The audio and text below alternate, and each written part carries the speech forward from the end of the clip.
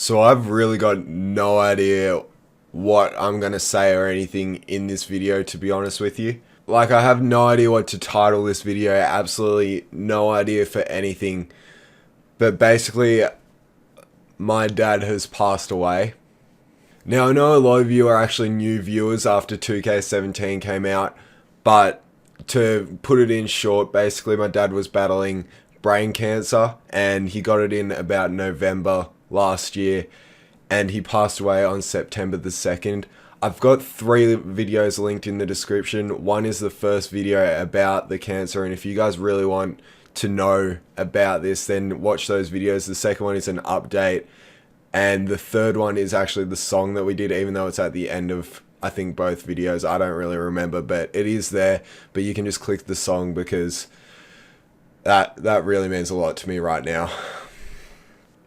Also, I wanted to say thank you to you guys because ever since 2K came out, the prelude and then the actual game, I've been going through so much stuff, but seriously, your guys' support has helped me so much. I've got so many new subs and I'm really enjoying my YouTube right now, and it kind of gets my mind off all this stuff, and that's what it did, and I really appreciate it. I know Dad would be super proud as well because he used to watch my videos and everything, and yeah, I can't be any more thankful, so thank you to you guys too.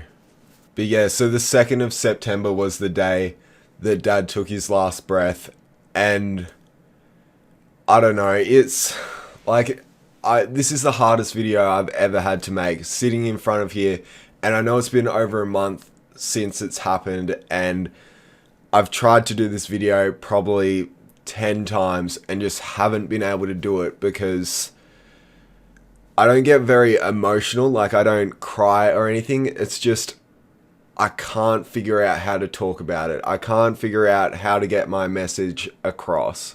But basically, in the week before of Dad passing away, I was at school one day and I got a call from Mum, and I knew this call was serious because whenever I got a call from Mum, I knew straight away that I had to answer it, and this was during school hours, so I answered it, and Mum said, I have to pick you up right now, and this was on a Thursday. And then we got there and Dad had breathing that was kind of really croaky, which is not a good sign.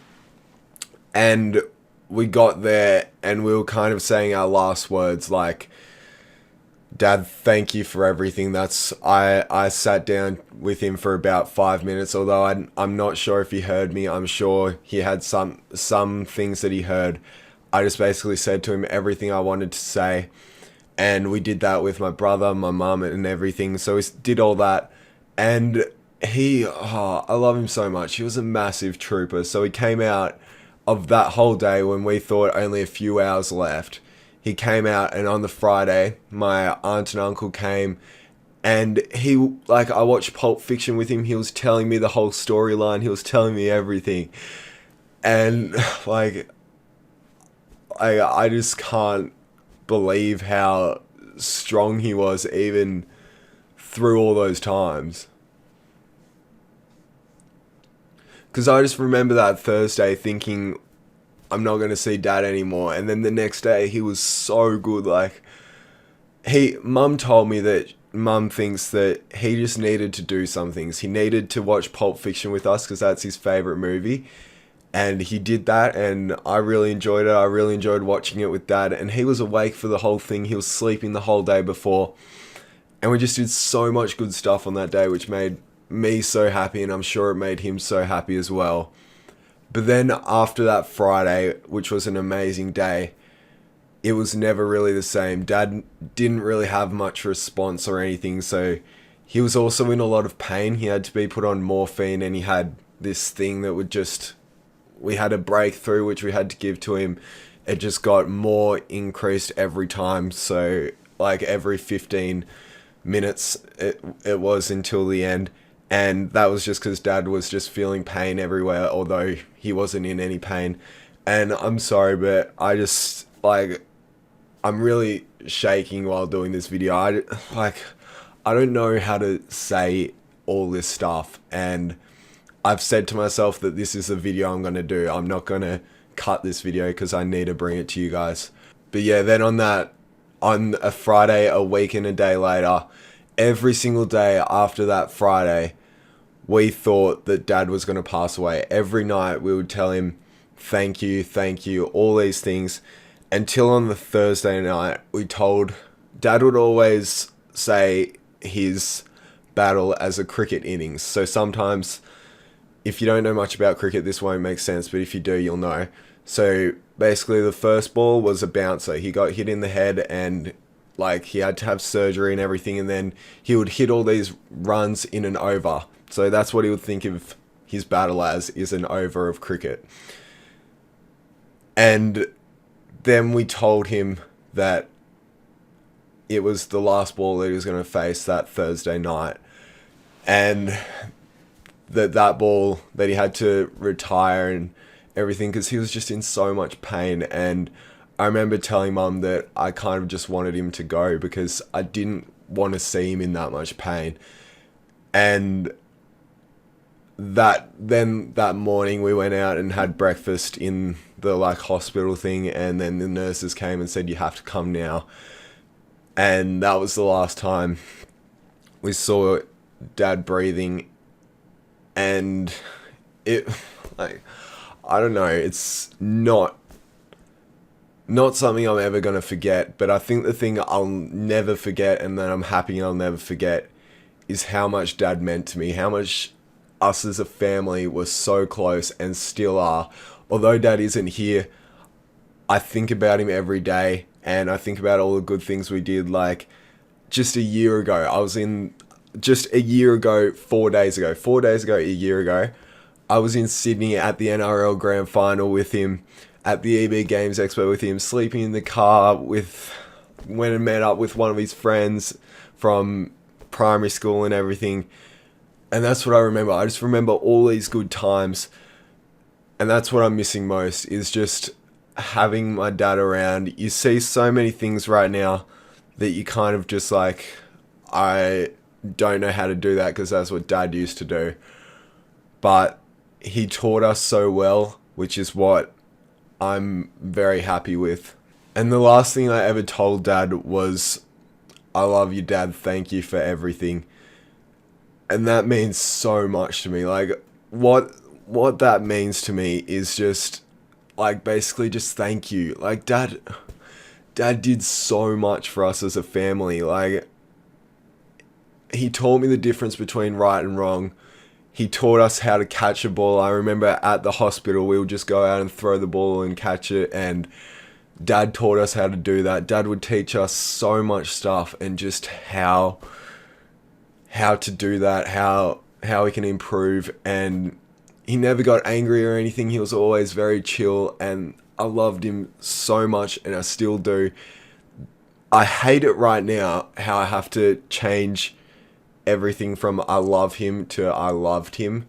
Changing it into the past tense is just something I'm not going to get used to, and I'll probably still say it in the present tense because I still think Dad is with us.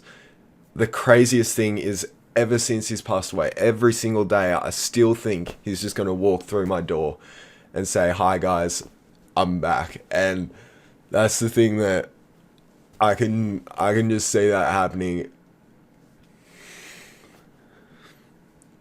And that's really what I want to see, is I just want to see Dad walk through that door and say, I'm back. But that's not going to happen. And that's the thing that I just can't get my head around, is that Dad can't come back. But I still feel like there's so many things around here that make us what we are and as strong as we are. So Dad was 48 when he passed away. His birthday was about 2 weeks before he did pass away, which made him 48. So it was a short life, and it's what it is. The crazy thing about Dad, I can't get my head around it. Could you imagine if you were diagnosed with brain cancer, what your response would be? I would be in my bed, not wanting to talk to anyone, just be angry, sad, all the emotions. Dad was like, all right, boys, you know what we're going to do? We're going to remain positive this whole way. I don't care what we're going to do. We're still going to remain positive. And one thing that he said to us is never call it a journey. Never call any type of battle like that a journey, because you go on a journey and you have fun on a journey. You experience little things, but you have fun. That's the main goal. And what's the main goal of cancer? It's not to have fun. So that's one word that I've completely cut out of my vocabulary, because no. But if you listen to that song that I have linked in the description, if you haven't heard it before, make sure to hear it, because the amount of stuff that Daz says is just insane. Just how positive he is. Like when he got diagnosed, he just said, I thought he was going to be shredding in tears, just everything, but he was like, no, we're going to get through this as if we stick together. One quote from that song that I love is, united we can triumph, even if it's a long fight, all for one and one for all, we'll evict this beast, alright. Although it didn't get evicted, like, Dad's presence is always going to be with us.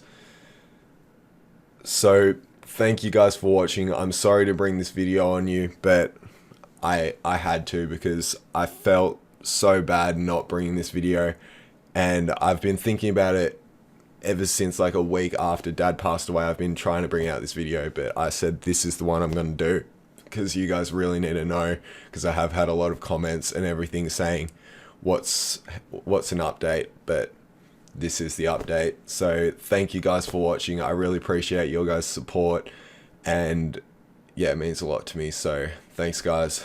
Bye.